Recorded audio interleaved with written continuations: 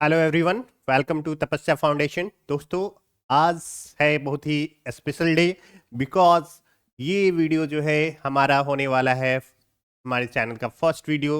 मैं काफ़ी एक्साइटेड हूँ और उम्मीद करता हूँ कि इस चैनल के माध्यम से आप सभी को बहुत कुछ सीखने को मिलने वाला है। तो hope for the best.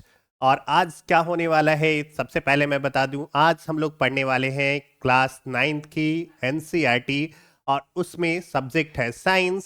Chapter का नाम है मैटर इन आवर सराउंडिंग। तो चलिए शुरू करते हैं, देखते हैं कि आखिर इस चैप्टर को कैसे पढ़ेंगे। सबसे पहले अगर मैं बात करूं तो आपको पढ़ना क्या है, ये सीखना है कि आखिर आपको कैसे पढ़ना है और इस टाइप से कैसे पढ़ें कि आपको मैक्सिमम बेनिफिट हो और इजीली आप बहुत कम समय में अपने कंटेंट को कवर कर पाएं, है ना। और हमारा ये जो पूरा लेक्चर होने वाला है वो बेस्ड होने वाला है एनसीईआरटी पे। और ऐसा इसलिए क्योंकि आप देखोगे क्या कि अगर आप एनसीईआरटी कवर कर लेते हो ना, तो आपका जो है मोस्ट ऑफ द टाइम जो है, चाहे आप बोर्ड एग्जाम दे रहे हो या ज़्यादातर, अगर आप लाइन बाय लाइन उसको कवर किए हो तो आप लगभग सारे एग्जाम जो है बोर्ड लेवल ये सब के आप आसानी से क्लियर कर सकते हो और अच्छे से अच्छे मार्क्स ला सकते हो।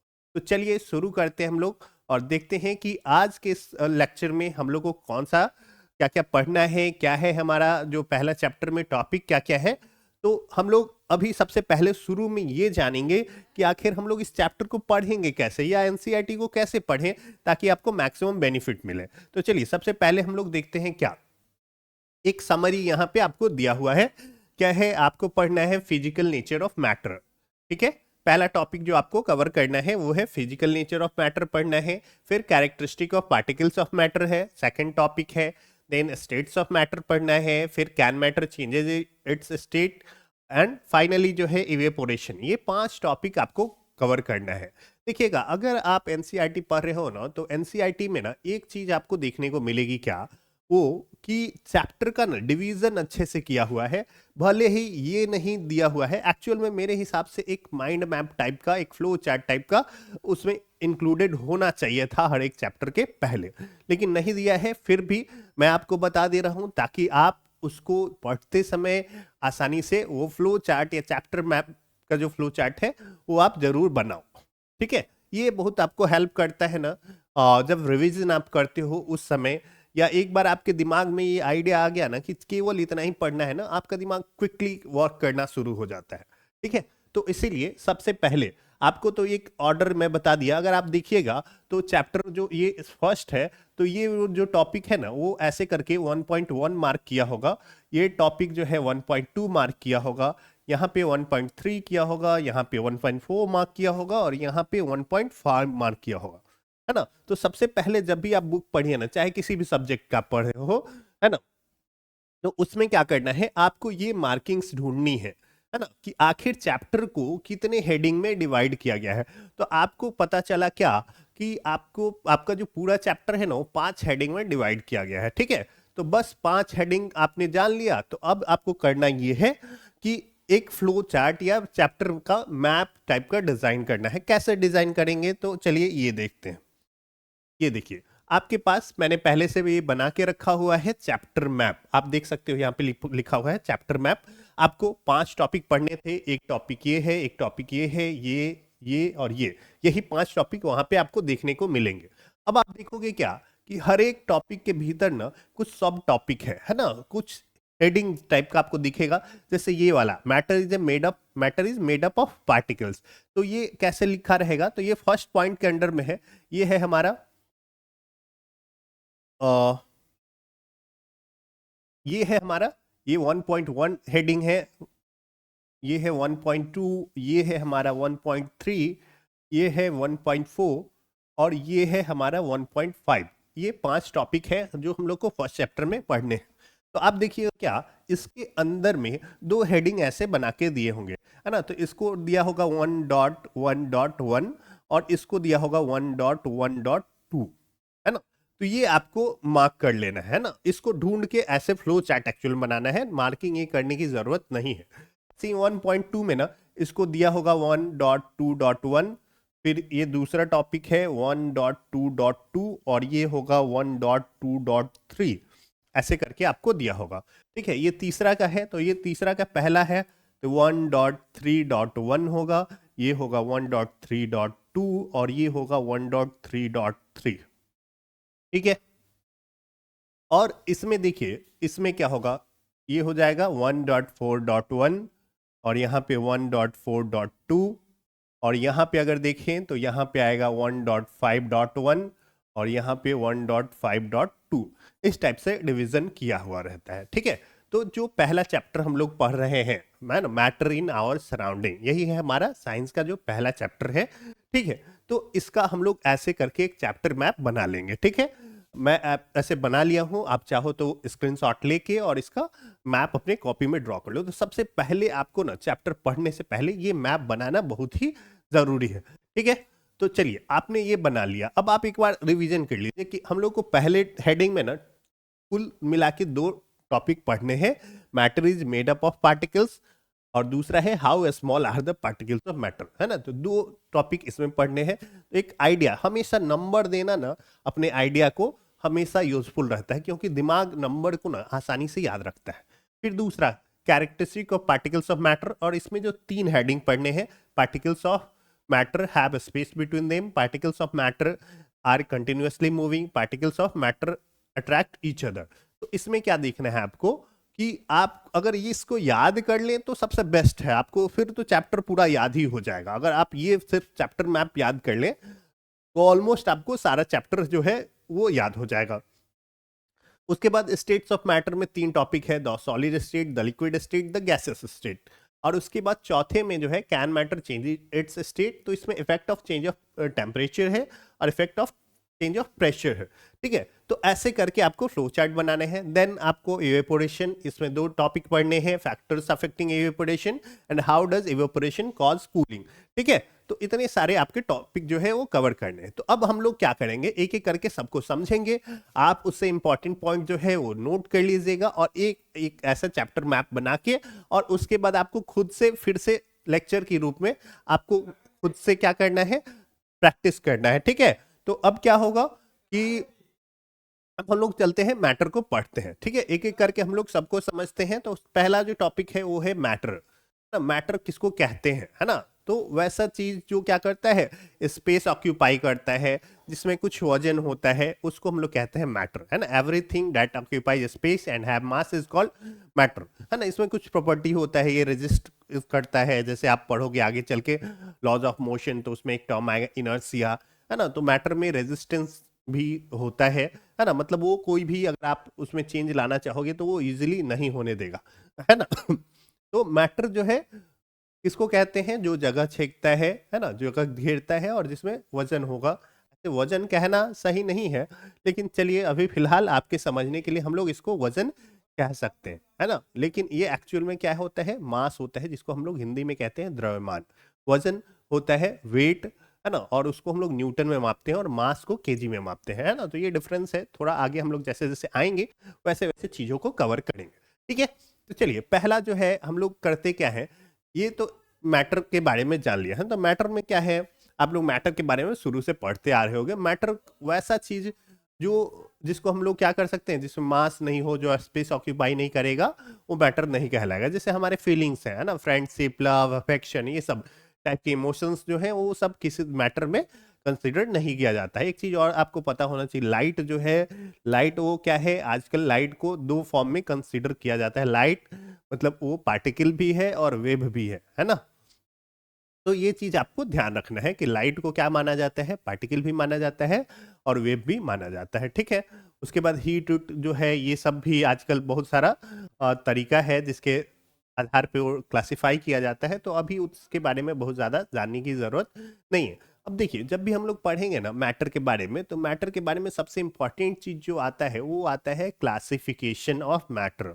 अब क्वेश्चन ये है कि आखिर क्लासिफिकेशन क्यों करें, है ना। क्लासिफिकेशन की जरूरत क्यों, तो देखिएगा क्या कि अगर आप मैटर का यूज करके, आप मैटर का ही यूज करके कुछ ना कुछ डिजाइन करते हो, आप बनाते हो, है ना, या एक्सपेरिमेंट किसी भी प्रकार का होता है, तो कहीं ना कहीं उसमें मैटर इन्वॉल्व होता है, या कुछ भी नया बनाया जाता है। तो ठीक है ना, तो आपको करना क्या है कि मैटर को हम लोग अलग अलग जरूरत के हिसाब से क्या करते हैं, अलग अलग तरीके से क्लासिफाई करते हैं। क्यों, क्योंकि हम लोग को अलग अलग जरूरत के हिसाब से ना एक ही चीज अगर अलग अलग जरूरत के हिसाब से डिवाइड करें ना, तो कई बार हमको उसका जरूरत पड़ सकता है, कई बार उसका जरूरत नहीं पड़ सकता है। अभी हम लोग थोड़ा क्लासिफिकेशन देख लिए और फिर इस चीज को और अच्छे से हम लोग समझ पाएंगे। चलिए, तो देखिए मैटर को ना फिजिकल प्रॉपर्टी के बेसिस पे हम लोग क्लासिफाई करते हैं। ये 5 टाइप है, मेनली आपको 3 ही पढ़ना है, सॉलिड, लिक्विड और गैस, है ना। फिजिकल प्रॉपर्टी वो देखने में कैसा है, उसका मेल्टिंग पॉइंट कैसा है, बॉइलिंग पॉइंट कैसा है, कलर कैसा है, ये सब फिजिकल प्रॉपर्टी होता है। ठीक है, तो इन सब प्रॉपर्टी के बेसिस पे अगर हम लोग क्लासिफाई करें तो 5 टाइप है मैटर का, मेनली 3 ही आपको पढ़ना रहता है, सॉलिड, लिक्विड, गैस। 2 और है प्लाज्मा और बीईसी, है ना। प्लाज्मा काफी हाई टेम्परेचर पे मिलता है और बीईसी काफी लो टेम्परेचर पे, बहुत ही क्या होता है, लो प्रेशर पे आपको मिलेगा। ठीक है, तो ये दोनों जो है, बीईसी का फुल फॉर्म होता है बोस आइंस्टीन कंडेंसेट। प्लाज्मा जो है हाई टेम्परेचर पे मिलेगा, जैसे 4-5 हज़ार डिग्री सेल्सियस। हमारे ट्यूबलाइट ये सब में भी जो पहले आता था, आजकल के ट्यूबलाइट में नहीं, उसमें भी प्लाज्मा स्लिट थोड़ा सा फॉर्म होता है।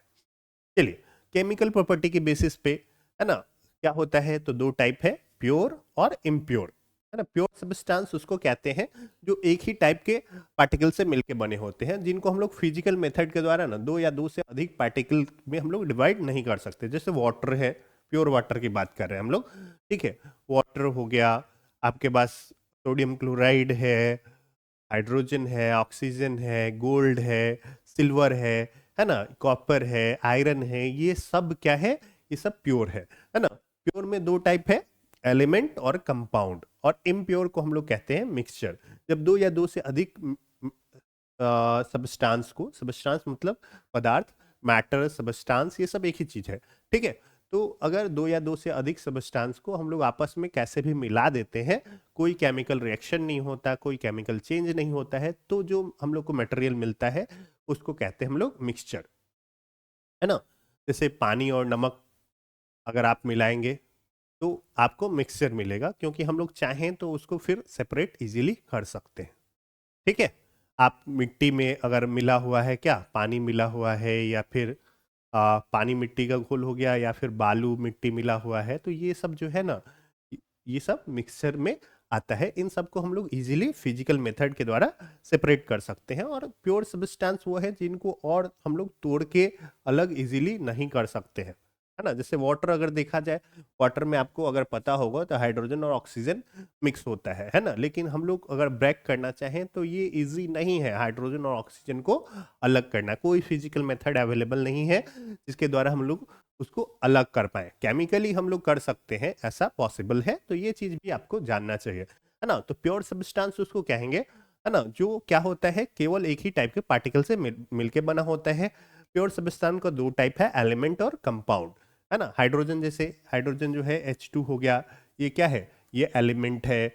O2 एलिमेंट है, गोल्ड एलिमेंट है, सिल्वर एलिमेंट है ना। ये सब क्या है, ये सब एलिमेंट है। और कंपाउंड की बात करें तो वाटर है ना, H2SO4 है, सल्फ्यूरिक एसिड, और उसके बाद कार्बन डाइऑक्साइड, ये सब क्या है, ये सब हमारे कंपाउंड है ना।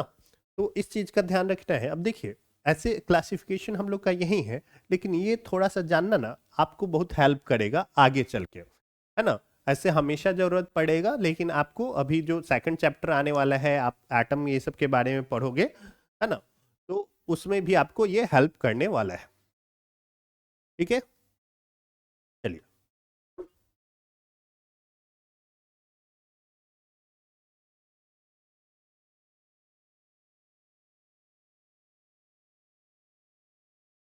चलिए अब बात करते हैं क्या। अब देखिए, एलिमेंट को छोटे छोटे पार्ट में डिवाइड करेंगे ना, तो हम लोग को मिलता है मॉलिक्यूल। मॉलिक्यूल वो एलिमेंट का सबसे छोटा पार्टिकल है जो फ्री स्टेट में पाया जाता है। ठीक है, और लेकिन वो केमिकल रिएक्शन में यूजुअली पार्टिसिपेट नहीं करता, है ना। मॉलिक्यूल को और ब्रेक करेंगे तो एटम मिलेगा, है ना। एटम फ्री स्टेट में यूजुअली नहीं पाया जाता है, कुछ कंडीशन सब जगह लगे रहते हैं, है ना। तो आप इस चीज का भी ध्यान रखेंगे कि आप केमिस्ट्री में कई बार एक्सेप्शन आपको देखने को मिल जाते हैं। एक्सेप्शन उसको कहते हैं जो रूल पे फिट नहीं बैठता है। ठीक है, तो मॉलिक्यूल को जब हम लोग ब्रेक करेंगे तो एटम मिलेंगे। एटम मेनली 3 पार्टिकल रहता है, इलेक्ट्रॉन, प्रोटॉन, न्यूट्रॉन से बना होता है। के अलावा और भी पार्टिकल्स होते हैं, लेकिन अभी आपको नहीं जानने हैं, ठीक है। नेक्स्ट है, जब आप कंपाउंड को ब्रेक करेंगे ना तो कंपाउंड मॉलिक्यूल मिलेगा। देखिए H2 जो है, जैसे H2 है, ये हाइड्रोजन का मॉलिक्यूल है, और H जो है वो हाइड्रोजन का एटम है ना। तो अगर नंबर एक ही टाइप का लिखा हो, है ना, केवल एक सिंबल लिखा हो, जैसे चाहे जैसे Cl2 ऐसे लिखा हुआ है, तो C और L अलग नहीं है, C और L एक साथ है, तो ये क्या है, ये एलिमेंट का मॉलिक्यूल हुआ, है ना। और इसमें कितने हैं एटम है, 2 एटम है, जितना नंबर लिखा रहेगा उतना एटम है ना।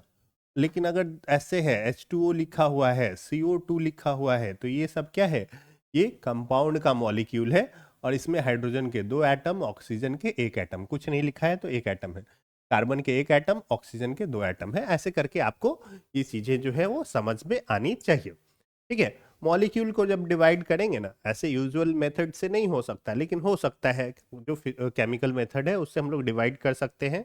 आपको डिफरेंट डिफरेंट टाइप के एटम मिलते हैं। जैसे वाटर को अगर ब्रेक करेंगे तो हाइड्रोजन का 2 एटम मिलेगा, ऑक्सीजन का 1 एटम मिलेगा, और फिर एटम वही इलेक्ट्रॉन, प्रोटॉन, न्यूट्रॉन से मिलके बना होता है।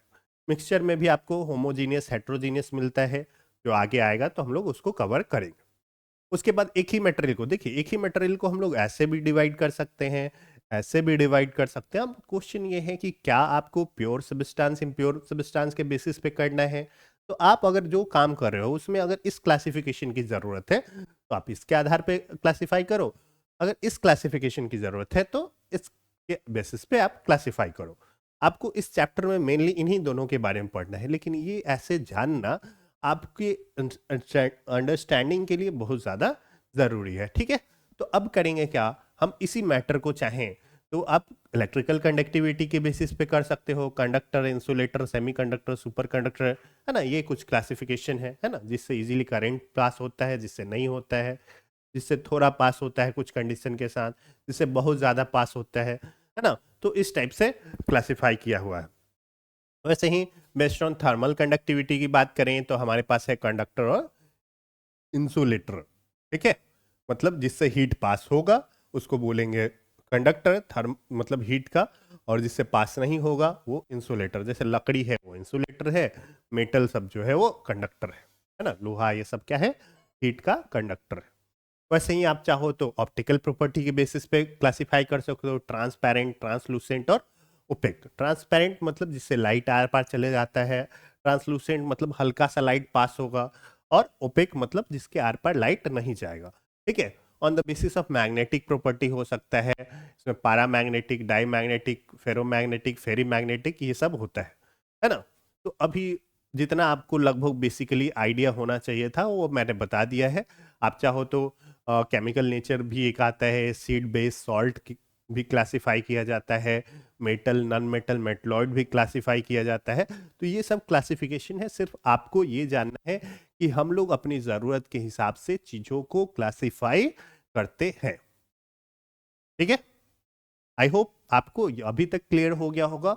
अगर आपको कोई भी समस्या आ रही है तो आप हमें ज़रूर कमेंट करके पूछें, क्योंकि जब आप कमेंट करोगे तभी हमें ये पता चल पाएगा कि आखिर आपको कितना आता है चीज़, हमें कितना देने की ज़रूरत है। ये सब कहीं ना कहीं कम्युनिकेशन की ज़रूरत होगी, क्योंकि मैं सिर्फ लेक्चर दे रहा हूँ और आप अगर कमेंट करके नहीं कुछ बोलोगे तो फिर मुझे आइडिया नहीं लगेगा कि आपका लेवल क्या है, हमें आपको किस टाइप से पढ़ाना चाहिए, है ना, या क्या होना चाहिए ताकि आपको बेहतर अंडरस्टैंडिंग मिले, है ना। ये चीज़ जो है थोड़ा सा समस्या आ सकता है। तो अगर आप हमें कमेंट करके बताएंगे कि कैसा रहा हमारा, तो एक हम लोग को फीडबैक भी मिल जाएगा और हमें इम्प्रूव करने में, या फिर सही है ये भी जरूर बताएं कि हाँ ये जो है टेक्निक सही है और ये कंटिन्यू करें, तो ये हमारे लिए एक बेहतर अच्छा हो जाएगा, सुझाव हो सकता है, ठीक है। चलिए आगे बढ़ते हैं, आते हैं हमारे टॉपिक पे, ठीक है। तो जो पहला टॉपिक है ना उसमें आपको 2 हेडिंग पढ़ना है, matter is made up of particles, how small are the particles of matter, है ना। तो आपको पता है कि पार्टिकल, जो मैटर है ना वो छोटे छोटे पार्टिकल से मिलके बना है, ठीक है। अब क्वेश्चन ये है कि आखिर हम लोग को कैसे पता चलेगा कि मैटर जो है वो पार्टिकल से मिलके बना है। आप ले लीजिए ग्लास या टम्बलर, जो भी कहते हैं ना, ग्लास को टम्बलर भी हम लोग कहते हैं। आप चाहो तो टेस्ट ट्यूब ले सकते हो, आप चाहो तो बीकर ले सकते हो, कुछ भी ले लो, है ना। उसमें रखना है पानी, ठीक है। और पानी रखने के बाद इसमें थोड़ा सा 1 चम्मच क्या करना है, चीनी डाल दीजिए आप, और थोड़ा सा उसको मिला दीजिए। आप देखिएगा क्या कि थोड़ी देर बाद जो है चीनी उसमें गायब हो गया। एक चीज और करना था आपको, एक पहले जब पानी आप लोगे तो पहले उसका वॉल्यूम मेजर कर लो, मार्क कर लो कि क्या किस लेवल तक क्या है, पानी का लेवल है ना। मान लीजिए कि इस लेवल तक हमारे पानी का लेवल है। चीनी मिलाने के बाद भी लेवल बढ़ा क्या, तो आप देखोगे क्या कि लेवल नहीं बढ़ता है ना। तो इसका मतलब ये है कि जो चीनी था ना वो छोटे छोटे पार्टिकल से मिलके बना था, और वो क्या हुआ कि जाके उसमें छोटे छोटे पार्टिकल में कन्वर्ट होके वो मिक्स हो गया। और ये भी पता चलता है कि जो वाटर के पार्टिकल है ना उनके बीच गैप है, जिसमें ये पार्टिकल चीनी का जो है वो जाके फिट हो गया है, ठीक है। तो इस प्रकार से आपको क्या पता चलता है, इस जो एक्सपेरिमेंट है इससे पता चलता है कि मैटर जो है वो पार्टिकल से मिलके बना है। और भी एक्सपेरिमेंट कर सकते हो, जैसे आप मान लो कि बहुत सारा ग्लास ले लो आप, और उसमें सब में पानी डाल लेना है ना। उसमें कॉपर सल्फेट या पोटेशियम परमैंगनेट का थोड़ा सा 1 चम्मच उसमें डाल देना है, किसी एक में, ठीक है। इसमें हमने क्या किया, डाल दिया पोटेशियम परमैंगनेट, ठीक है। परमैंगनेट, पोटेशियम परमैंगनेट डालिएगा तो उसका कलर आता है पर्पल, ठीक है। पोटेशियम परमैंगनेट जो होता है वो कैसा कलर देता है, पर्पल कलर देता है, ठीक है, कुछ ऐसा।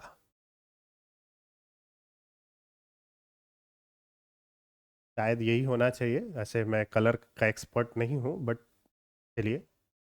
तो क्या होगा, आप 1 चम्मच क्या कीजिएगा, पोटेशियम परमैंगनेट डाल दीजिए या कॉपर सल्फेट डाल दीजिए, या अगर ये दोनों नहीं है तो सबसे इजीली अवेलेबल होगा आपके पास डेटॉल। एक ढक्कन क्या करना है, डेटॉल डाल दीजिए, है ना। तो डेटॉल जो है वो सुगंध के द्वारा आप टेस्ट कर सकते हैं, ये सबको कलर के द्वारा चेक कर सकते हैं। इसके बाद आपको 1 चम्मच इसमें से निकालना है, इसमें डाल दे रहे हैं, है ना। तो आप देखिएगा ये भी कलरफुल हो गया, है ना। हल्का हल्का क्या होगा, ये भी कलरफुल हो जाएगा। इसमें से फिर 1 चम्मच निकाल के इसमें डालना है, ऐसे ही 5 6 7 8 ग्लास में कीजिए। देखिएगा सब में हल्का हल्का कलर आ गया। तो इसका मतलब क्या है कि आपने तो 1 चम्मच डाला था और वो इतने पानी को, है ना, अलग अलग ग्लास के पानी को कलरफुल बना दिया। इसका मतलब वो जो पार्टिकल डाला गया था वो बहुत छोटा छोटा पार्टिकल से मिलके बना था, है ना। कॉपर सल्फेट या पोटेशियम परमैंगनेट छोटे छोटे क्या चीज से बना था, पार्टिकल से बना था, जो इतना सारा वाटर में फैल के उसको कलरफुल कर दिया, है ना। या फिर अगर आप ये डाले हो, डेटॉल डाले हो, तो डेटॉल इसमें से 1 चम्मच जब पानी लेके डालिएगा तो इसको भी सूंघ के देखिएगा तो ये भी डेटॉल का महक आएगा। इसमें भी डालिएगा तो इसमें भी आएगा, है ना। भले ही वो थोड़ा कम होता जाए हर एक में, लेकिन आएगा जरूर, है ना। तो ऐसे ही 7 8 ग्लास तक आपको आसानी से डिटेक्ट होने लायक जो है वो स्मेल आएगा। तो इससे आपको पता चल जाएगा कि मैटर जो है वो क्या है, पार्टिकल से मिलके बना होता है। अब क्वेश्चन क्या है कि how small are the particles of matter. अब ये कितने छोटे हैं, तो फिर से यही एक्सपेरिमेंट, है ना। इतने छोटे हैं ना कि आप उसको इतना ज्यादा ग्लास में फैला ले रहे हो, है ना। थोड़ा सा अमाउंट लेके उतने ज्यादा में आप फैला दे रहे हो। तो इसका मतलब क्या है, the particles of matter are very small, इतने छोटे कि आप उसको खुली आंखों से नहीं देख सकते हो, है ना।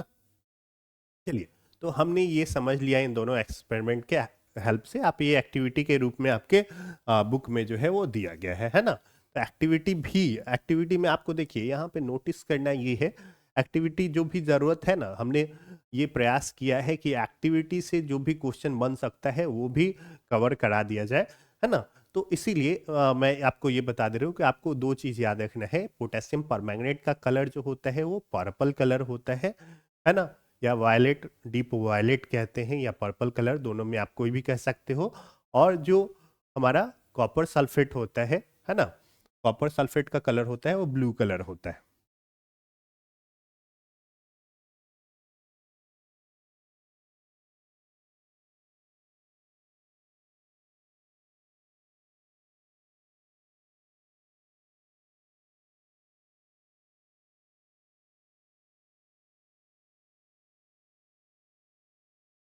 कॉपर सल्फेट जो होता है वो रहता है ब्लू कलर का, और आपका जो रहेगा पोटेशियम परमैंगनेट।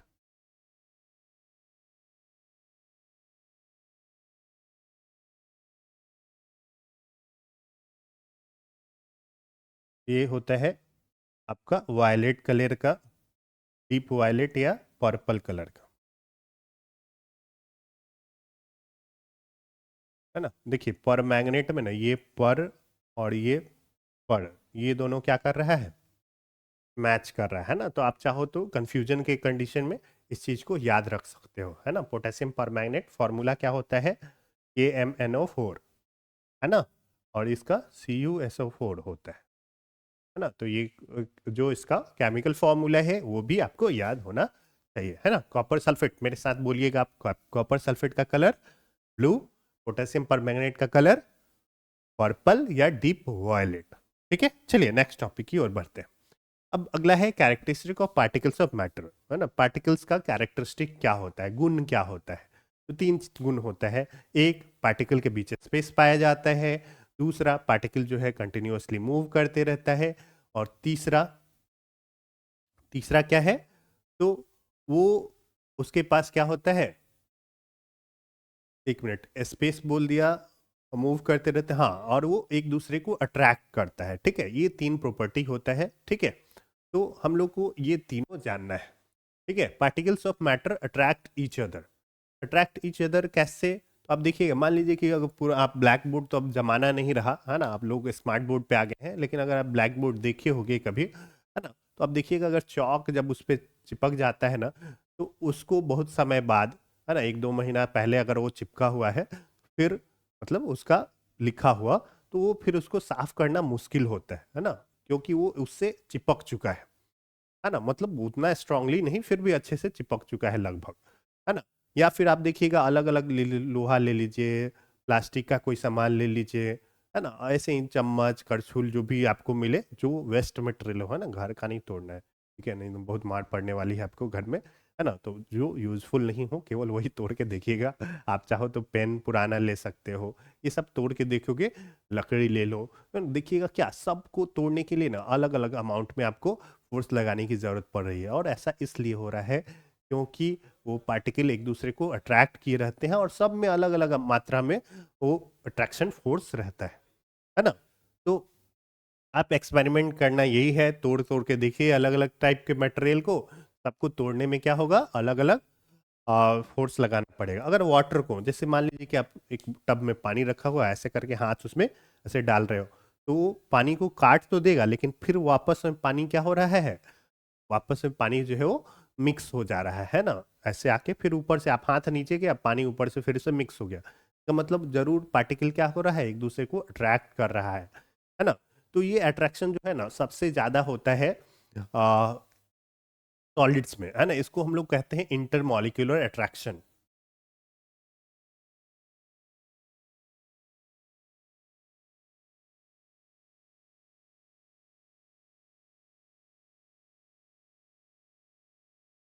इंटरमोलेक्यूलर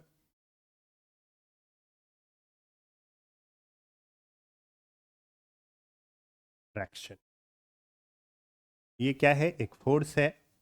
और ये क्या होता है, सॉलिड में जो होता है ये सबसे ज़्यादा होता है, उसके बाद लिक्विड में होता है, और गैस में ये जो होता है वो सबसे कम होता है। ठीक है, तो ये इंटरमॉलिक्यूलर अट्रैक्शन जो है फोर्स, है ना, वो सबसे ज़्यादा सॉलिड में रहेगा, इसलिए सॉलिड का अपना डेफिनेट शेप साइज रहेगा। आगे चल के हम लोग देखेंगे कि सॉलिड स्टेट क्या होता है, सॉलिड, लिक्विड और गैसेस स्टेट में क्या डिफरेंस है ना। तो ये आपको ऑर्डर पता होना चाहिए कि इंटरमॉलिक्यूलर फोर्स सबसे ज़्यादा होता है, मतलब जो पार्टिकल्स स्ट्रांगली सबसे ज़्यादा सॉलिड में अट्रैक्टेड रहते हैं, लिक्विड में उससे कम, गैस में सबसे कम, इसीलिए गैस आसानी से मूव करते रहता है, उड़ सकता है। ठीक है, चलिए अब दूसरा क्या है, particles of matter are continuously moving, है ना।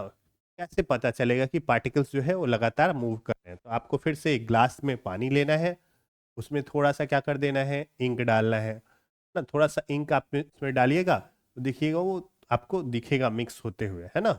तो इससे आपको पता चल जाएगा।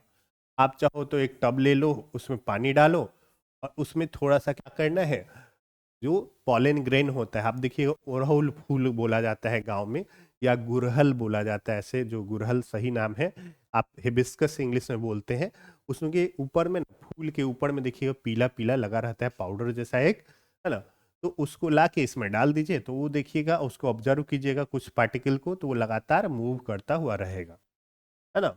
आप देखिएगा अगर कीचड़ उचड़ वाला गंदा, अगर थोड़ा बहुत गंदगी पड़ा हुआ है वो पानी में, तो वो भी लगातार क्या करते रहता है, वो लगातार इधर उधर रैंडम मोशन करते रहता है, ऐसे ऐसे इधर उधर, कभी ऊपर जाएगा कभी नीचे आएगा, है ना। इस टाइप से मूवमेंट होते रहता है। इस टाइप के मोशन को हम लोग कहते हैं ब्राउनियन मोशन। ठीक है, हालांकि बहुत ज़्यादा इसके बारे में पढ़ना नहीं है, फिर भी मैं बता दिया हूँ कि इस टाइप का मोशन क्या कहलाता है, ब्राउनियन मोशन कहलाता है। ठीक है, चलिए अब आते हैं पार्टिकल्स जो है ये मूव कर रहा है, तो कोई भी चीज अगर मूव कर रहा है ना, तो उसके पास रहता है एनर्जी, है ना। कौन सा एनर्जी, काइनेटिक एनर्जी। एक्चुअल में मूव करने का मतलब क्या है, सॉलिड में अगर देखा जाए तो वो मीन पोजीशन, मान लीजिए कि यहाँ पे पार्टिकल है ना, सॉलिड में पार्टिकल्स क्या होते हैं, काफी नजदीक नजदीक होते हैं।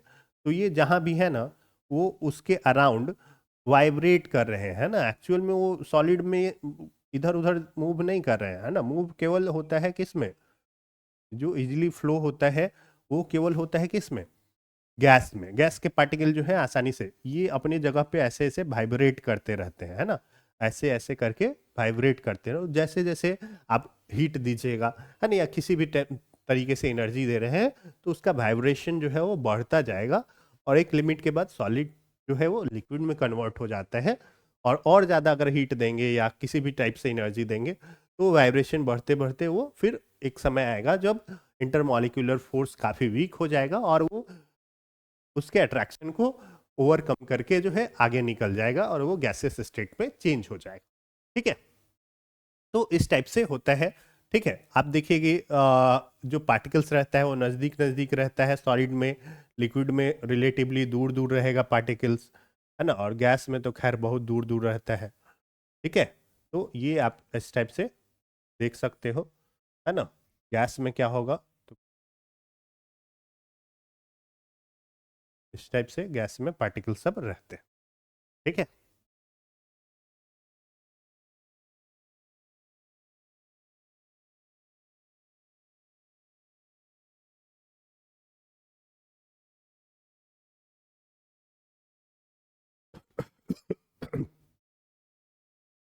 देखिए तो हम लोग जैसे जैसे क्या होगा, टेम्परेचर बढ़ाएंगे ना, तो इसका मूवमेंट जो है एनर्जी बढ़ेगा, और ये और ज़्यादा वाइब्रेट करेगा, ज़्यादा मूव करना शुरू कर देगा। मतलब आप जैसे जैसे टेम्परेचर दोगे, वैसे वैसे उसका मोशन जो है, स्पीड जो है मूवमेंट का, वो तेज होता जाएगा। जब दो अलग अलग टाइप के मटेरियल, है ना, आपस में अगर मिक्स होते हैं, है ना, अपने आप मूव करके, तो इस टाइप, इस प्रोसेस को हम लोग कहते हैं डिफ्यूजन। ठीक है, तो ये आपको पता होना चाहिए कि डिफ्यूजन क्या होता है।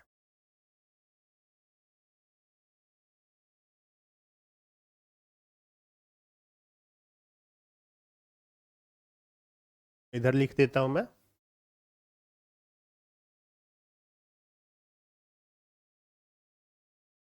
शायद ये नहीं देखे अच्छे से, कलर दूसरा ले लेते हैं। The intermixing of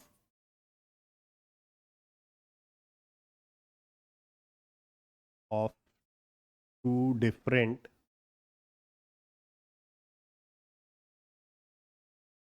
substances on their own, है ना, खुद से वो मिक्स हो रहे हैं, इज कॉल्ड डिफ्यूजन। ठीक है, डिफ्यूजन में क्या होगा, डिफ्यूजन, और जरूरी नहीं है कि ये दो गैसियस या, है ना, एक सॉलिड लिक्विड में भी हो सकता है, लिक्विड गैस में हो सकता है, ऐसा कुछ भी हो सकता है ना।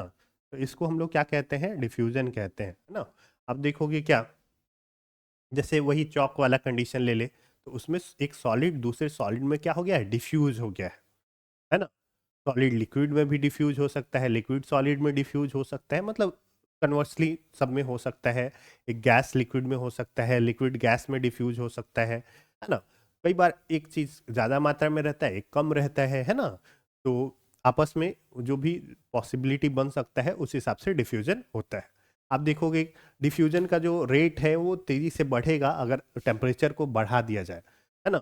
तो देखिएगा क्या, अगर आप ये भी देखो जब खाना गर्म रहता है, गर्म खाना बन रहा है, उस समय उसकी महक जो है दूर से आपके पास आ जाती है, पार्टिकल्स मूव कर रहे हैं। आप अगरबत्ती एक दूसरे कोने में जला लो रूम में, तो उसका महक आपको दूर तक आ जाता है। तो ये भी कुछ एक्सपेरिमेंट है जिसकी या एक्टिविटी है जिसके द्वारा आप ये प्रूव कर सकते हो कि जो पार्टिकल्स हैं वो लगातार मूव कर रहे हैं।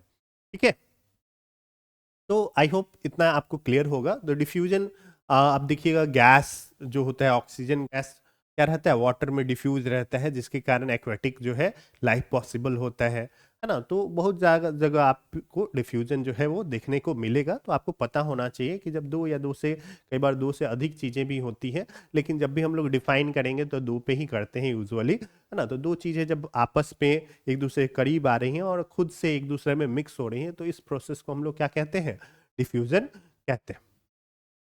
ठीक है, तो आई होप इतना आपको क्लियर हो गया होगा। ठीक है, डिफ्यूजन जो है इंक्रीजेज विद टेम्परेचर, ये भी आपको पता होना चाहिए।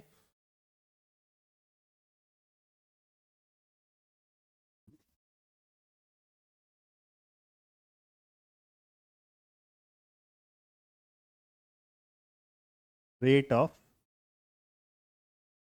डिफ्यूजन इंक्रीजेज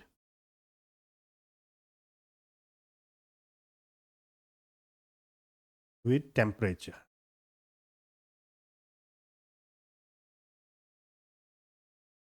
मतलब टेम्परेचर आप बढ़ाएंगे तो बढ़ेगा, घटाएंगे तो घटेगा, है ना। तो ये चीज भी आपको ध्यान में रखनी है।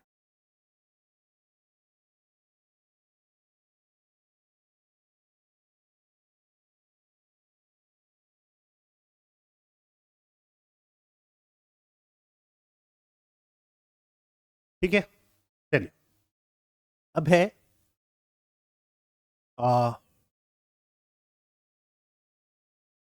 Particles of matter have space between them. तो आपने ये देखा है पहले ही, जब हम लोग चीनी घोल रहे थे पानी में, तो उसके पार्टिकल्स क्या हो रहे थे, उसके स्पेस एक रहता है जिसको हम लोग कहते हैं इंटरमॉलिक्यूलर स्पेस। चाहे वो सॉलिड हो, चाहे लिक्विड हो, चाहे गैस हो, है ना, उसके पार्टिकल्स के बीच क्या होता है, कुछ गैप होता है जिसको हम लोग कहते हैं इंटरमॉलिक्यूलर स्पेस।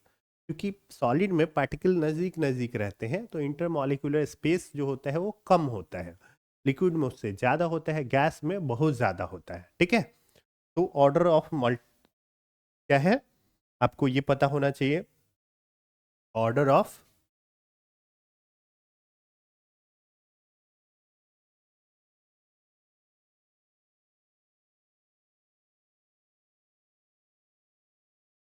ऑर्डर ऑफ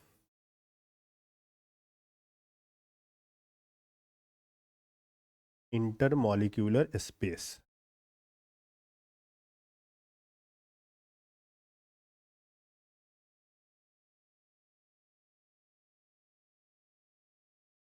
देखिए, तो इंटरमॉलिक्यूलर स्पेस जो होगा वो सबसे ज़्यादा होता है किस में,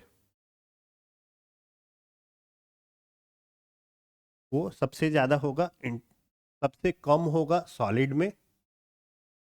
ठीक है, सॉलिड में सबसे कम, लिक्विड में उससे ज़्यादा होता है, और गैस में जो है वो सबसे ज़्यादा होता है ना। आपको पता है ये, है ना, इजीली आपने फील भी किया होगा, है ना। गैस आसानी से मूव कर रहा है, मतलब उसके पार्टिकल्स के बीच में गैप बहुत ही कम, बहुत ही ज़्यादा है ना। लिक्विड नहीं मूव कर रहा है ना। तो उसमें क्या होता है, उसमें जो है स्पेस जो है वो कम है, और सॉलिड में सबसे कम होता है। ठीक है, तो ये तीन आपको कैरेक्टरिस्टिक पता होना चाहिए। Particles of matter attract each other, particles of matter are continuously moving, particles of matter have a space between them. चलिए नेक्स्ट टॉपिक की ओर बढ़ते हैं, स्टेट्स ऑफ मैटर। देखिए, तो हम लोग को तीन स्टेट पढ़ना है ना। कौन कौन सा स्टेट पढ़ना है, एक है आपका सॉलिड स्टेट, एक है लिक्विड, और एक है गैसियस स्टेट, है ना। तीनों के बारे में हम लोग ऊपर फ्लो चार्ट में हमारा बना हुआ था, है ना, जो भी चैप्टर मैप हमने डिजाइन किया था वहां पे था। ठीक है, तो अब हम लोग को करना क्या है, इन तीनों के बारे में पढ़ना है ना। स्टेट्स ऑफ मैटर में आपको तीन स्टेट पढ़ना है, ऐसे पांच स्टेट है ना। एक बीईसी और प्लाज्मा भी है।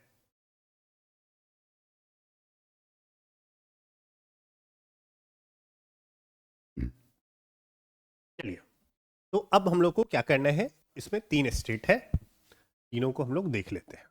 एक है सॉलिड स्टेट, दूसरा है लिक्विड स्टेट और तीसरा है गैसेस।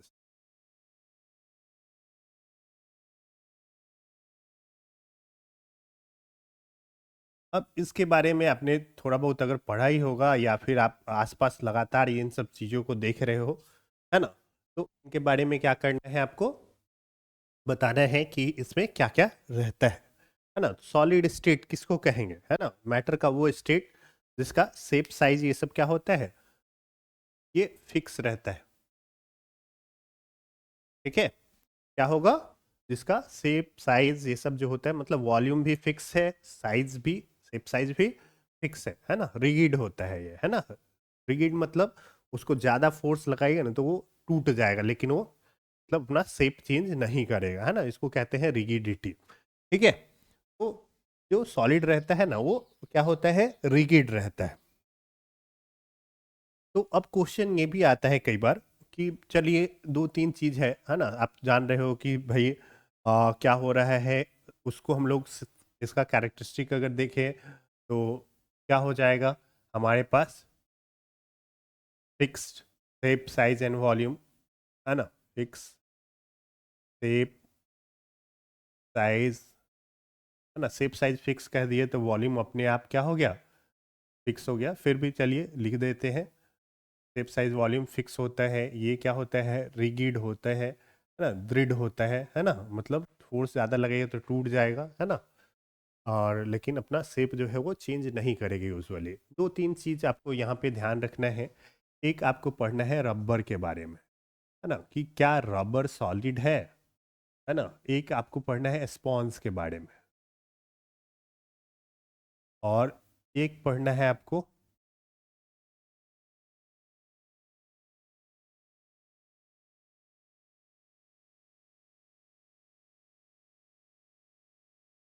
रबर है, स्पॉन्ज है, और भी कुछ है क्या, एक और कुछ था मेरे दिमाग में आएगा तो मैं बता दूंगा, ठीक है। अब क्वेश्चन ये है कि क्या रबर सॉलिड है, क्योंकि रबर को जब हम खींचते हैं तो उसका तो शेप चेंज हो जाता है ना। ठीक है, तो ये सॉलिड की कैटेगरी में आएगा कि नहीं आएगा, है ना, तो एक्चुअल में ये भी आएगा, क्योंकि क्या होता है जब उसको छोड़ देंगे ना, या अगर बहुत ज़्यादा फोर्स लगेगा तो वो तो टूट जाएगा, अगर आप छोड़ देते हैं तो फिर वापस अपने शेप में आ जाता है ना, जैसा रहता है। तो ये ऐसे को भी हम लोग सॉलिड में कंसीडर करते हैं। स्पॉन्ज में अगर आप देखिएगा तो स्पंज में क्या होता है, जब आप बैठते हो तो वो धंस जाता है ना, उसका शेप चेंज हो जाता है, लेकिन जब आप हटते हो तो फिर से वापस आ जाता है। तो एक्चुअल में देखा जाए तो क्या हो रहा है कि स्पॉन्ज में हवा भरा रहता है, और जब हम बैठते हैं तो वो हवा निकल जाता है उसमें से, है ना, उसके गैप में, तो वो इसलिए अपना शेप चेंज कर ले रहा है। नहीं तो देखा जाए तो उसका भी शेप क्या है, माइक्रो लेवल पे फिक्स ही है। एक और था शुगर। शुगर को हम लोग क्या करते हैं, चीनी को अलग अलग बोतल में रख देते हैं तो वो वैसा ही शेप ले लेता है ना। तो यहाँ पे ये कहा जाता है कि नहीं, उसके जो ग्रेन्स है ना, उसके जो दाने हैं, उसका शेप चेंज नहीं होता है। तो ये उस लेवल पे नहीं देखना है कि आप बर्तन में रख दिए, बोतल में रख दिए, है ना, तो वो क्या हो गया, वो उसी का शेप ले लिया तो वो सॉलिड नहीं है, ऐसा नहीं कह सकते, है ना। तो ये तीनों भी क्या है, ये तीनों जो है वो हमारे सॉलिड के कैटेगरी में ही आते हैं, है ना। तो इस चीज को आपको क्या करना है, इस चीज को ध्यान देना है।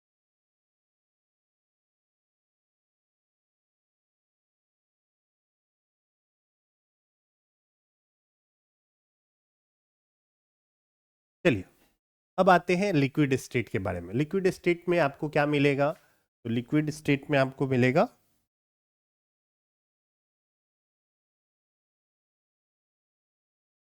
यहाँ पे फिक्स्ड वॉल्यूम मिलेगा,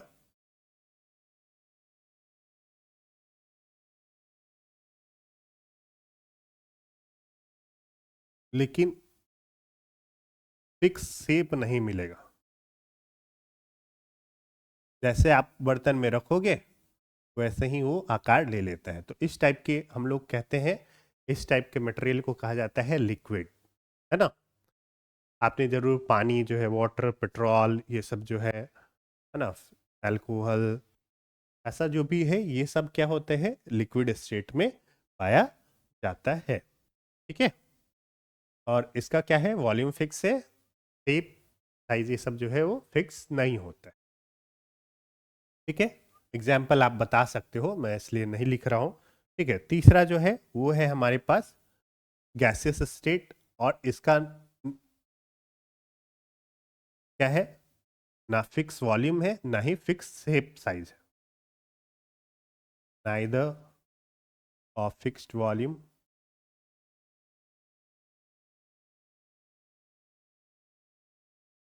नॉर अ फिक्स्ड शेप। ठीक है, ना ही इसमें फिक्स शेप है ना वॉल्यूम है ना। जैसे एयर हो गया, ऑक्सीजन, हाइड्रोजन, नाइट्रोजन, ये सब क्या है, ये सब गैस है ना। इन दोनों को ना कंबाइंड रूप से हम लोग कहते हैं फ्लूइड, है ना, जो बह सकता है ना, उसको हम लोग कंबाइंड रूप से क्या कहते हैं, फ्लूइड कहते हैं। लिक्विड और गैस को हम लोग क्या कहते हैं, कंबाइंड रूप से फ्लूइड कहा जाता है। ठीक है, तो फिलहाल आपको इससे ज़्यादा जो है इसके बारे में पढ़ना नहीं है। तो आई होप इतना आपको जो है वो क्लियर हो गया होगा। अगर आपको कोई भी समस्या आ रही है तो ज़रूर कमेंट हमें कीजिएगा। अगर आप चैनल पे अगर नए हैं हमारे, आई होप ज़्यादातर लोग जो हैं वो चैनल पे नए ही होंगे, है ना, तो प्लीज़ हमारे चैनल को सब्सक्राइब ज़रूर कर लीजिएगा, है ना। अगर नहीं आपको लगता है तो ज़रूर हम लोग को कमेंट करके ये बताइएगा कि आपने चैनल को सब्सक्राइब क्यों नहीं किया, या फिर ऐसा कुछ भी। ठीक है, तो चलिए आगे बढ़ते हैं, अगले टॉपिक की ओर चलते हैं। नेक्स्ट टॉपिक है हमारा, can matter change it's state, है ना। Can matter change it's state, क्या मैटर जो है अपना स्टेट चेंज कर सकता है क्या, है ना। तो दो चीज है ना, जिसके कारण एक्चुअल में ऐसा हो सकता है ना। मैटर जो है आप देखते हो, आप आइस को वाटर में बदलते हुए देखे होंगे, वाटर को वेपर में बदलते हुए देखे होंगे, है कि नहीं। तो ये तो पॉसिबल है, इतना पता है आपको कि मैटर जो है वो स्टेट चेंज कर सकता है ना। आपको पहले से भी पता होगा, है ना, कि सॉलिड जो है लिक्विड में कन्वर्ट हो सकता है, लिक्विड गैस में कन्वर्ट हो सकता है, और इसका रिवर्स भी प्रोसेस हो सकता है। मतलब गैस लिक्विड में और लिक्विड जो है वो सॉलिड में कन्वर्ट हो सकता है। ठीक है, तो इसके लिए ना दो चीज जिम्मेदार होता है। एक है टेम्परेचर, ठीक है, इफेक्ट ऑफ टेम्परेचर, ये हम लोग को देखना है। यहाँ पे आपको एक चीज जानना है, टेम्परेचर को हम लोग कॉमनली सेल्सियस में मापते हैं, है ना। बॉडी टेम्परेचर ये सब फ़ारेनहाइट में मापा जाता है, लेकिन जो ऐसा यूनिट है ना, वो होता है क्या, जो ऐसा यूनिट है इसका, वो होता है केल्विन, है ना।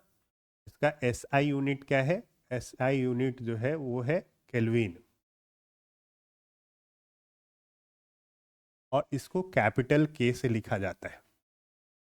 ठीक है, कई बार आपको ना सेल्सियस से केल्विन में बदलने की ज़रूरत पड़ती है ना। जैसे केल्विन टेम्परेचर आपको अगर चाहिए, है ना, तो 273 में अगर आप एग्जैक्टली बोला जाए तो 273.15 में आप सेल्सियस वाला ऐड कर दोगे तो आपको केल्विन में टेम्परेचर मिल जाएगा। ठीक है, और कई बार क्या किया जाता है कि इसको रफली 273 प्लस सेल्सियस टेम्परेचर, है ना, ऐसा कर दोगे तो क्या हो जाएगा, वो केल्विन में बदल जाएगा, है ना। और इसका रिवर्स अगर सेल्सियस में निकालना है, केल्विन में दिया है, तो केल्विन में से 273 जो है वो सब्ट्रैक्ट कर देंगे, तो हमारे पास जो है वो क्या हो जाएगा, वैल्यू आ जाएगा सेल्सियस वाला, है ना। तो दो ही फॉर्मूला आता है यहाँ पे, ये चीज़ आपको पता होना चाहिए।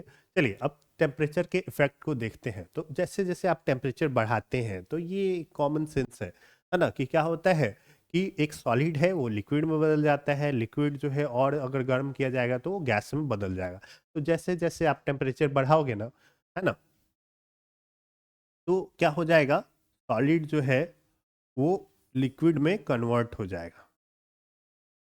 टेम्परेचर को मैं शॉर्टकट में TEMP लिख रहा हूँ, है ना। टेम्परेचर दिए, आपने क्या किया, टेम्परेचर राइज किया, इंक्रीज, ऐसे एरो ऊपर की ओर, ठीक है, तो सॉलिड बदल गया क्या चीज़ में, लिक्विड में, है ना। फिर से हम लोग टेम्परेचर इसको दिए, मतलब टेम्परेचर मतलब ये नहीं, टेम्परेचर मतलब एक्चुअल में देखा जाए तो हीट बोलिए, है ना। टेम्परेचर और हीट जो है, टेम्परेचर हम लोग देते नहीं है, टेम्परेचर आता है, हीट देते हैं हम लोग, है ना।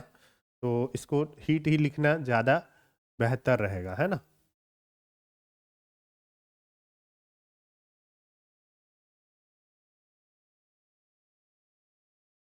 हम लोग हीट देते हैं तो टेम्परेचर इसका राइज करेगा, है ना।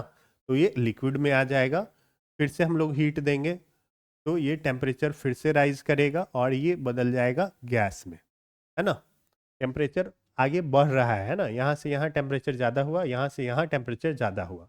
इसका रिवर्स प्रोसेस अगर करते हैं, है ना, तो ये रिवर्स अगर करेंगे तो अगर हीट हम लोग इसमें से निकाल दें, है ना, मतलब कूल कर दें, तो लिक्विड आ जाएगा, और फिर इसको कूल करेंगे तो ये क्या हो जाएगा, ये वापस सॉलिड में कन्वर्ट हो जाएगा। ठीक है, तो इस टाइप से जो है टेम्परेचर का इफेक्ट आता है मटेरियल पे, चाहे कोई भी मटेरियल हो। सॉलिड से लिक्विड आएगा, लिक्विड टू गैस आएगा। हालांकि एक मटेरियल है जो ऐसा नहीं करता है ना, जिसको हम लोग कहते हैं सबलाइन, है ना। वैसा मटेरियल, कुछ ऐसा मटेरियल है जो सॉलिड से डायरेक्टली गैस में जाता है और गैस से डायरेक्टली सॉलिड में आता है, तो हम लोग उसको छोड़ के ये बात कर रहे हैं, है ना। एक और देख लेते हैं, दूसरा है इफेक्ट ऑफ प्रेशर।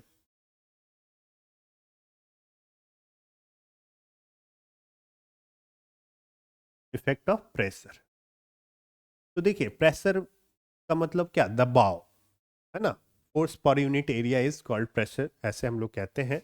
प्रेशर अगर आपको फॉर्मूला की अगर बात करें तो प्रेशर इक्वल्स होता है force divide by area. Force divide by area, यही फॉर्मूला आता है। इसका यूनिट होता है पास्कल, है ना। पी से लिखा जाता है, पी, पी ए शायद रहता है, एक बार आप इसको चेक कर लीजिएगा। ठीक है, तो देखिए हमारे पास क्या है कि सॉलिड्स को हीट दिए, मतलब टेम्परेचर राइज किए तो लिक्विड में बना, लिक्विड को का टेम्परेचर राइज किए तो ये गैस में कन्वर्ट हुआ। ठीक है, इस टाइप से, और फिर कूल किए तो ये लिक्विड में आया, कूल किए तो फिर सॉलिड में आया। प्रेशर की अगर बात करें तो प्रेशर कैसे दबा, आपने सुई देते हुए जरूर देखा होगा, है ना, ऐसे सिरिंज लेके, और हम लोग क्या करते हैं, है ना, कई बार बीमार हो जाते हैं हम लोग, है ना।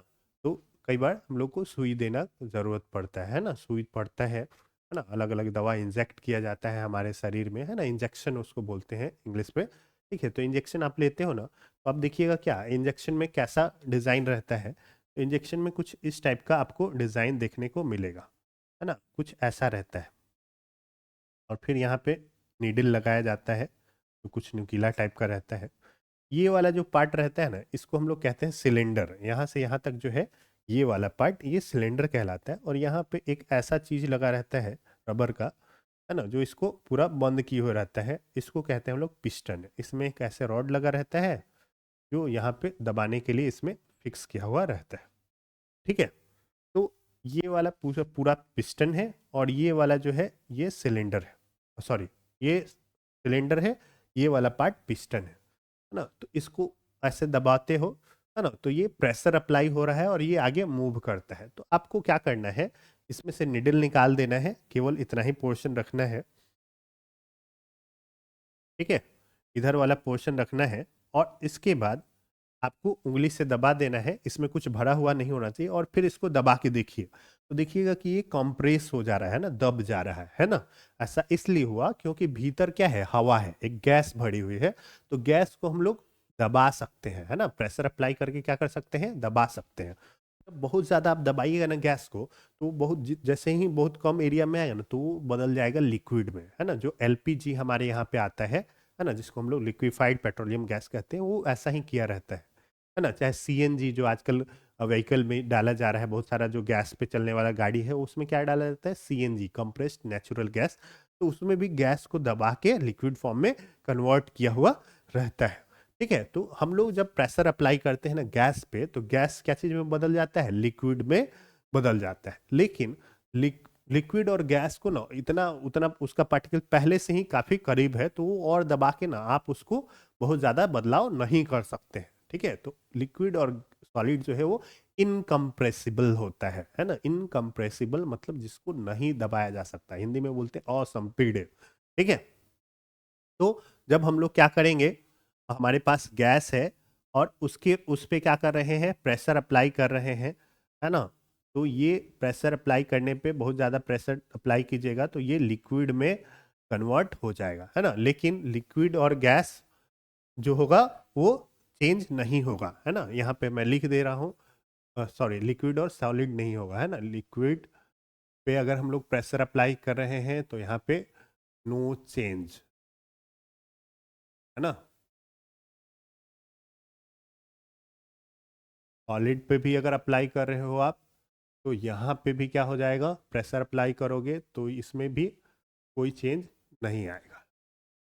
और इसीलिए आप देखते हो डिस्क ब्रेक ये सब इसी, आजकल जो हाइड्रोलिक सिस्टम पे काम करता है ना, क्रेन होता है, क्रेन में भी ये हाइड्रोलिक सिस्टम यूज किया जाता है। एक लिक्विड के हेल्प से एक जगह फोर्स लगाते हैं और वो फोर्स पूरे लिक्विड के थ्रू जो है वो दूसरी जगह ट्रांसमिट हो जाता है ना। आजकल डिस्क ब्रेक आता है जिसमें ब्रेक में के पास देखिए एक डब्बा बना रहता है जिसमें ब्रेक ऑयल डाला जाता है, उसको प्रेस करते हैं तो एक बड़ा सा जो है फोर्स उस पे, उसके डिस्क पे काम करके ब्रेक को, ब्रेकिंग हमारा सिस्टम इफेक्टिव बनाता है।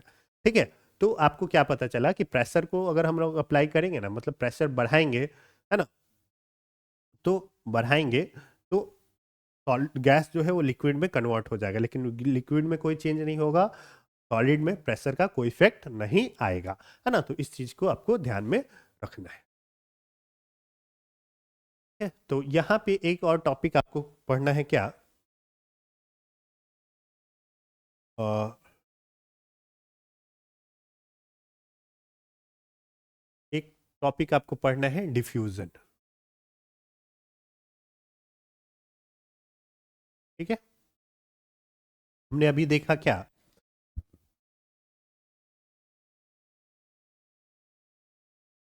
कुछ ऐसे मटेरियल होते हैं ना, जब हम लोग सॉलिड, उसके मतलब सॉलिड स्टेट को जब गर्म करते हैं ना, तो डायरेक्टली जो है वो चले जाते हैं क्या, वो गैसियस स्टेट में चले जाते हैं, मतलब वो सॉलिड से सीधे गैसियस स्टेट में चले जाएंगे।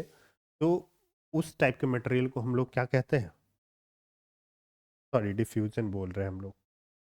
एक मिनट, मैं थोड़ा इसको करेक्ट कर देता हूँ, मैं गलती से डिफ्यूजन बोल दिया। हाँ,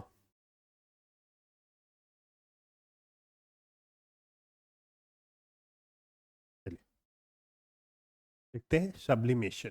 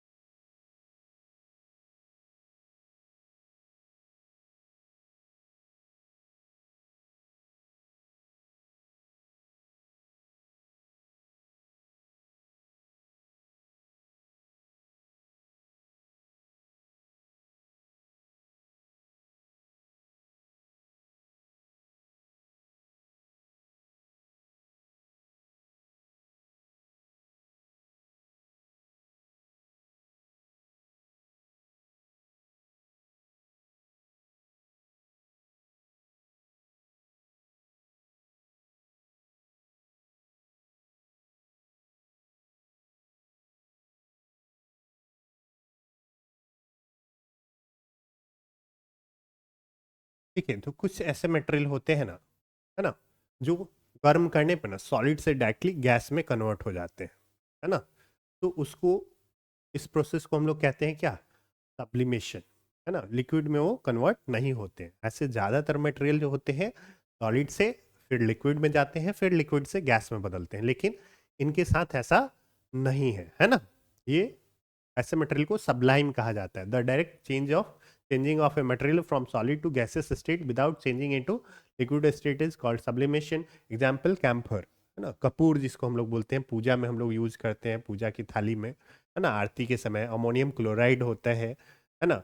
और उसके बाद नैफ्थेलिन का बॉल होता है ना, जो हम लोग कई बार कपड़े उपड़ों में रखते हैं, है ना, कीट ये सबसे बचाने के लिए, है ना। तो ये सब सबलाइम होते हैं।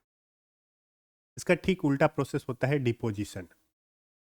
जब क्या हो, एक गैस जो है डायरेक्टली क्या हो जाए, कन्वर्ट हो जाए सॉलिड में। The direct changing of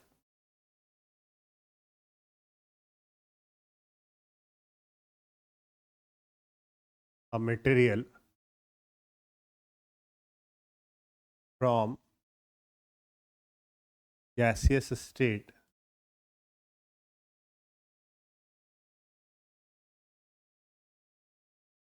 to solid state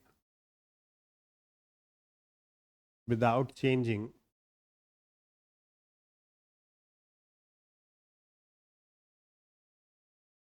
into liquid state is called deposition, है ना। यही सब मटेरियल है जो क्या होगा, जो सब्लाइम होगा वही डिपॉजिट होगा, है ना। तो ये चीज़ आपको पता होना चाहिए, इसका डेफिनेशन जो है वो पता होना चाहिए। तो आई होप ये यहाँ तक आपको कोई दिक्कत नहीं होगा, है ना। चलिए आगे बढ़ते हैं। अब है इवेपोरेशन। देखिए, इवेपोरेशन और एक इस यहाँ पे ना आपको एक पता होना चाहिए, मेल्टिंग पॉइंट और एक होता है बॉइलिंग पॉइंट।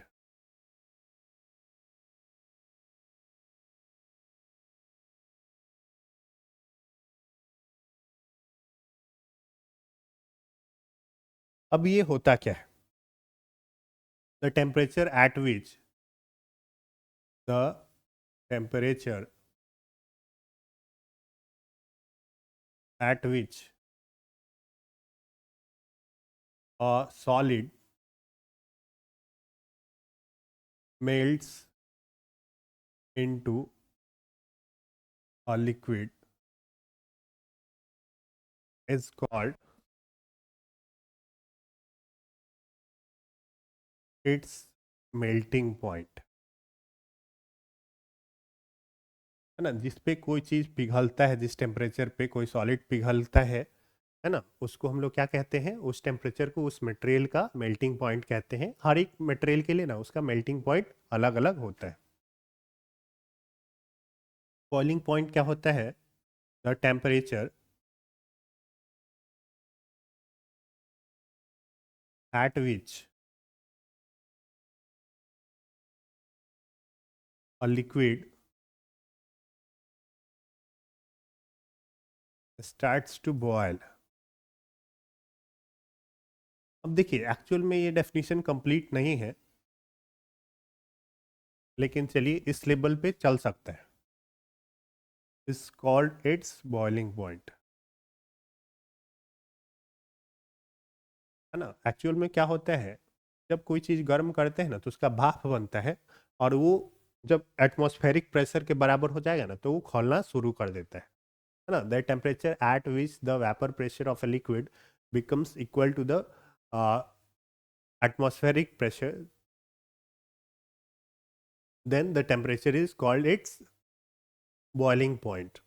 ठीक है, मतलब जिस टेम्परेचर पे लिक्विड का वेपर प्रेशर, नीचे से भाप का दबाव ऊपर से हवा के दबाव के बराबर हो जाता है ना, इसी टेम्परेचर को उसका बॉइलिंग पॉइंट कहते हैं। लेकिन अभी फिलहाल कह सकते हैं कि जिस टेम्परेचर पे कोई लिक्विड जो है ना बॉयल करना शुरू करता है, उसको हम लोग कहते हैं उसका बॉइलिंग पॉइंट। ठीक है, तो इवेपोरेशन अब क्या है ये हम लोग समझते हैं। तो देखिए, इवेपोरेशन में क्या होता है, आप देखिएगा क्या कि अगर आप अपने घर के भीतर कहीं पे एक कटोरा में पानी रखे हैं ना, है ना, 2 दिन 4 दिन 5 दिन के बाद ना वो पानी गायब मिलेगा, लेकिन एक्चुअल में उसको तो 100 डिग्री सेल्सियस पे गर्म ही नहीं किया गया कभी, है ना, रूम टेम्परेचर कभी 100 हुआ नहीं हुआ, फिर भी वो गायब हो चुका है ना।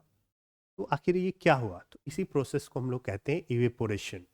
इवेपोरेशन वो प्रोसेस है जिसमें एक लिक्विड अपने बॉइलिंग पॉइंट से काफी नीचे ही क्या होता है, वेपोराइज होके सारा खत्म हो जाता है, उड़ जाता है ना, उसी को हम लोग क्या कहते हैं, इवेपोरेशन। ठीक है, क्या हो रहा है इस चीज को ध्यान रखना है, बॉइलिंग पॉइंट उसको नहीं मिला, केवल क्या होता है कि उसके सरफेस का कुछ कुछ जो मॉलिक्यूल है ना, जो पार्टिकल है, वो हवा से क्या हो रहा है, गर्मी ले लेके ना वो ऊपर ऊपर ही उड़ते जा रहा है ना, नीचे वाला जैसे जैसे ऊपर आ रहा है वो ऊपर से गर्मी लेके उड़ रहा है, तो थोड़ा थोड़ा ऐसे करके होता है।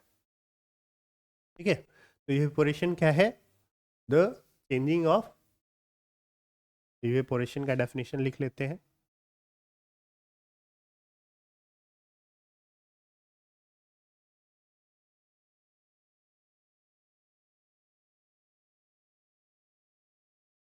The changing of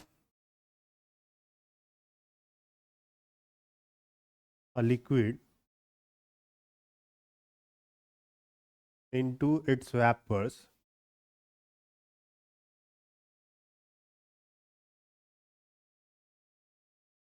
under the under its boiling point is called evaporation.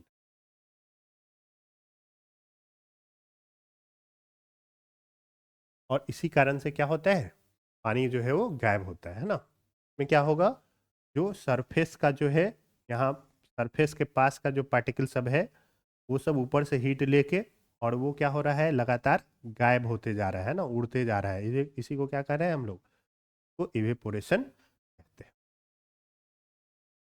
ठीक है, अब इवेपोरेशन से क्या क्या होगा, मतलब कौन कौन से टॉपिक्स हैं, कौन कौन से फैक्टर्स हैं जो इसको मतलब प्रभावित करते हैं। तो अगला जो आपको टॉपिक पढ़ना है वो पढ़ना है फैक्टर्स अफेक्टिंग इवेपोरेशन। तो देखिए क्या क्या होगा, 3 फैक्टर हैं जो इसको कंट्रोल करते हैं। एक है हीट, सबसे पहले लिखिए सरफेस एरिया, ना सरफेस एरिया जितना ज़्यादा होगा ना उतना ज़्यादा इवेपोरेशन होगा। मान लीजिए कि आप कटोर एक ग्लास में आप रख रहे हैं ना पानी को, और एक थाली में रख रहे हैं, तो थाली वाला, दोनों में समान मात्रा में पानी है तो थाली वाला पहले गायब हो जाएगा, है ना। तो सरफेस एरिया जितना ज़्यादा होगा उतना ज़्यादा इवेपोरेशन होगा। ठीक है, तो फैक्टर्स अफेक्टिंग इवेपोरेशन में क्या है, सरफेस एरिया। दूसरा क्या है, टेम्परेचर। टेम्परेचर अगर आप बढ़ा दीजिएगा तो इवेपोरेशन क्या हो जाएगा, तेज हो जाएगा, है ना। टेम्परेचर अगर बढ़ाइएगा तो इवेपोरेशन जो है वो ज़्यादा होगा, है ना। सरफेस एरिया ज़्यादा, इवेपोरेशन ज़्यादा, है ना। ये एरो ऊपर की ओर मतलब बढ़ने को दिखा रहा है ना, सरफेस एरिया ज़्यादा तो इवेपोरेशन ज़्यादा, है ना। टेम्परेचर अगर ज़्यादा तब भी इवेपोरेशन ज़्यादा। उसके बाद तीसरा होता है क्या, ये आता है ह्यूमिडिटी।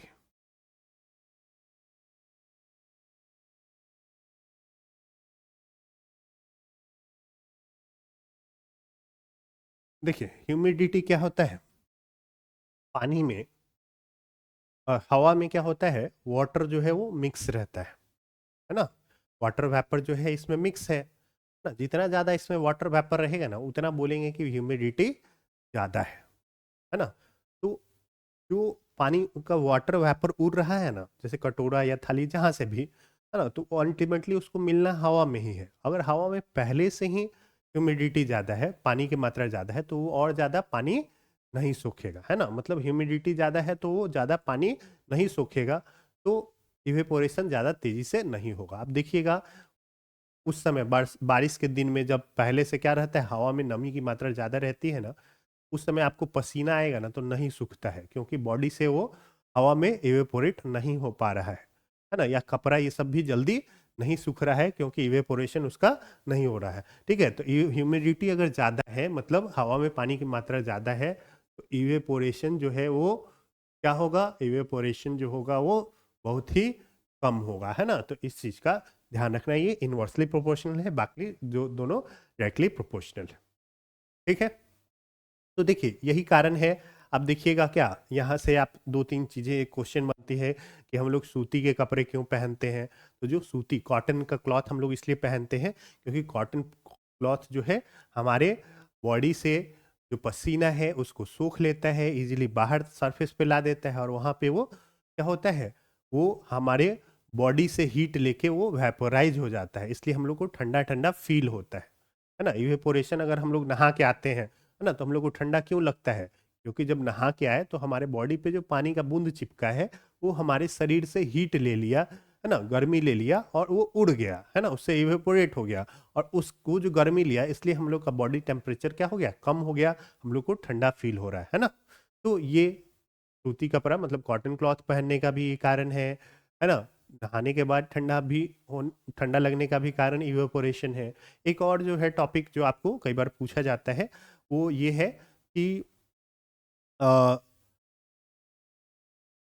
हाँ, एक और है, जब हम लोग जैसे कोई ठंडा बोतल रखते हैं ना, कोल्ड ड्रिंक का बोतल आप रखिएगा, है ना, तो उसके बाहर जो है वो पानी कहाँ से आता है, तो वो भी क्या है, वो हवा से ही आ रहा है ना। हवा में जो वाटर का मात्रा है वो जब आएगा उसके टच में, है ना, वाटर बोतल के टच में आएगा, तो वो हवा ठंडा होगा।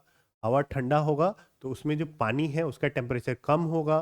टेम्परेचर कम हुआ तो आपको पता है क्या होता है, गैस का टेम्परेचर अगर घटेगा तो लिक्विड में आ जाएगा, है ना। तो वो जो पानी है वो कहाँ से आया है, वो हवा से ही आया है, जो वाटर बोतल के सरफेस पे आके जमा हो गया। तो ये था हमारा पूरा चैप्टर, और आई होप आपको मजा आया होगा, है ना। अगर एक बार में आपको थोड़ा सा दिक्कत है तो एक बार आप जरूर फास्ट फॉरवर्ड करके देख लीजिएगा, है ना। हमें कमेंट करके जरूर बताइएगा कि आपको ये वीडियो कैसा लगा है ना। ऐसे भी हमारा ये चैनल पे पहला वीडियो है। तपस्या फाउंडेशन को लाइक करना भी नहीं भूलना है आपको। चलिए थोड़ा सा और है, कुछ प्रैक्टिस के क्वेश्चन है, वो देख लेते हैं एक बार हम लोग। ठीक है, convert the following temperatures to the Celsius scale, है ना।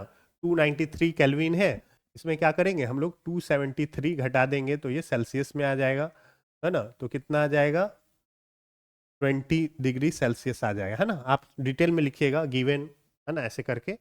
470 है केल्विन है, तो इसमें भी 273 घटा देना है। ठीक है, जो भी आ जाए। ठीक है, इसमें क्या करना है, 273 प्लस 25 अब कर दीजिएगा तो ये आ जाएगा आपका केल्विन में आंसर। ठीक है, 298 केल्विन आंसर आएगा। 373 है, तो इसको अगर आप सॉल्व करना चाहते हैं, है ना, तो ये कितना हो जाएगा, इसका हो जाएगा 273 प्लस 373, है ना। तो ये आ जाएगा 3 2 5 है, 646 शायद आएगा, अब देख लीजिएगा, इतना केल्विन आंसर आपका आएगा। अब देखिए एक हम लोग शायद टॉपिक भूल गए हैं, है ना। एक होता है लैटेंट हीट, है ना। यहाँ पे मैं बता देता हूँ लैटेंट हीट क्या होता है ना। और एक होता है स्पेसिफिक हीट, है ना। इन दोनों में क्या डिफरेंस है, देखिए तो होगा क्या, अगर कोई चीज़, है ना, 1 kg आप ले लीजिए कोई भी मटेरियल, और उसका टेम्परेचर आपको क्या करना है, बढ़ाना है ना, कितना, 1 डिग्री सेल्सियस। तो जितना हीट आपको देना पड़ेगा ना, उसको हम लोग बोलते हैं उसका स्पेसिफिक हीट, है ना। The heat required to, the amount of heat required to increase the temperature of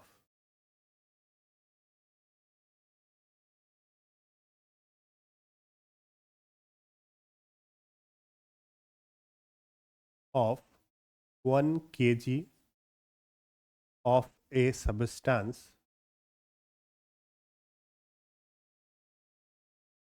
by 1 degree Celsius. ठीक है, इसी चीज का भी 1 kg का अगर टेम्परेचर 1 डिग्री सेल्सियस बढ़ाना है तो जितना हीट दिया जाएगा ना, उसी को उस मटेरियल का हीट कैपेसिटी कहेंगे। वो हर एक मटेरियल के अलग अलग होता है। लैटेंट हीट क्या होता है तो देखिएगा, क्या मान लीजिए कि हम लोग आइस है -10 पे है, उसको हीट कर रहे हैं, उसमें एक थर्मामीटर लगाए हुए हैं, है ना, टेम्परेचर रिकॉर्ड करने के लिए। तो जैसे जैसे आप हीट कीजिएगा ना, वैसे वैसे इस थर्मामीटर बताएगा कि उसका टेम्परेचर राइज कर रहा है। लेकिन जैसे ही 0 पे पहुंचेगा ना, उसके बाद हीट तो दे रहे हैं लेकिन उसका टेम्परेचर राइज नहीं कर रहा है ना। ऐसा तब तक होगा जब तक कि पूरा आइस जो है ना, वो वाटर में कन्वर्ट नहीं हो जाता।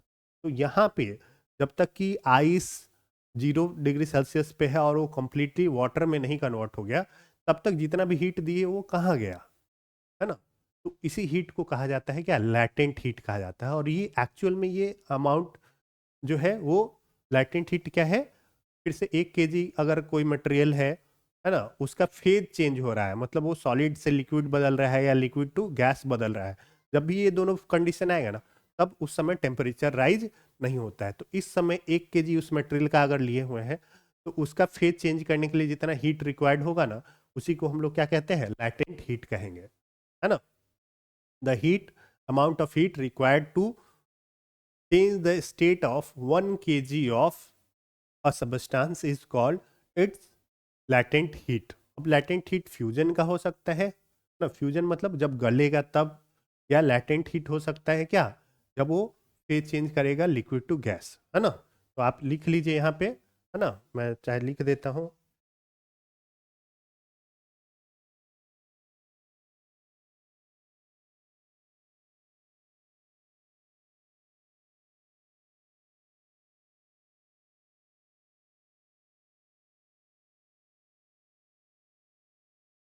The amount of heat required to increase, sorry, to required to change the state of 1 kg of a substance is called its latent heat। ठीक है, latent heat क्या है, किसी चीज़ का भी 1 kg है ना, उसका उसको सॉलिड से लिक्विड में बदलना है या फिर लिक्विड से गैस में, इन दोनों कंडीशन में क्या होगा, जितना भी हीट लगेगा, है ना, तो उसका latent heat कहेंगे। जब latent मेल्ट हो रहा है तो latent heat ऑफ फ्यूजन कहते हैं, और लैटेंट हीट ऑफ वेपोराइजेशन कहेंगे जब वो वेपोराइज हो रहा है तब। ठीक है, दोनों का अलग अलग नाम है। ठीक है, तो ये आपको पता होना चाहिए, इसका डेफिनेशन भी आपको याद होना चाहिए। तो आई होप आपको अभी तक जो है सब कुछ क्लियर हो गया होगा। ठीक है, ये आपको मैंने पहले बता दिया है। और चलिए, समय आ गया है चैप्टर को एंड करने का। तो आप बताइए कैसा लगा आज का ये लेक्चर, हमें फीडबैक ज़रूर दीजिएगा। और अगर आपको वीडियो पसंद आए तो प्लीज़ हमारे चैनल को सब्सक्राइब करें।